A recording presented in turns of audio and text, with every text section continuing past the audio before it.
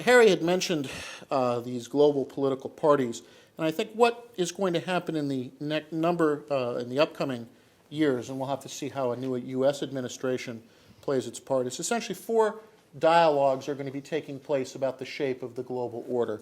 The most important will be the Sino-American dialogue in how Beijing and Washington begin to discuss how they will interpret norms, how they will interpret rules, how they will interpret obligations. The Russia-EU dialogue will play a similar role, perhaps lesser than the Sino-American one, but this will also be a critical one. The India-China one, because this is bridging the divide in a way that has not been anticipated by many in Washington, which is that the extent to which the world's largest democracy and China are finding common ground on a number of issues, much more than they might find in their shared dialogues between Beijing and Washington and New Delhi and Washington.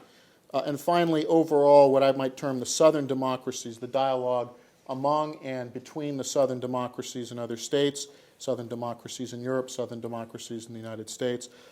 How these four dialogues go, we'll do a lot to determine how these global political parties work, whether or not there'll be some grand bargains, consensuses, who may stay in which party, who becomes an independent. Steve, in his article, raises this question, and he identifies the southern democracies as the independents, essentially, and says that their allegiance right now is up for grabs, but it's not clear how and what side of this line they'll come on. If we look at the reaction to the cyclone in Burma, Myanmar, southern democracies did not mostly really feel comfortable with the French in trying to invoke responsibility to protect on the grounds that the country sort of fails its citizenry as a result of a natural disaster, that this gives other countries the right to intervene. This was not well received in South Africa or India or Indonesia, was not actually well received in many parts of Latin America. And for those of you who followed the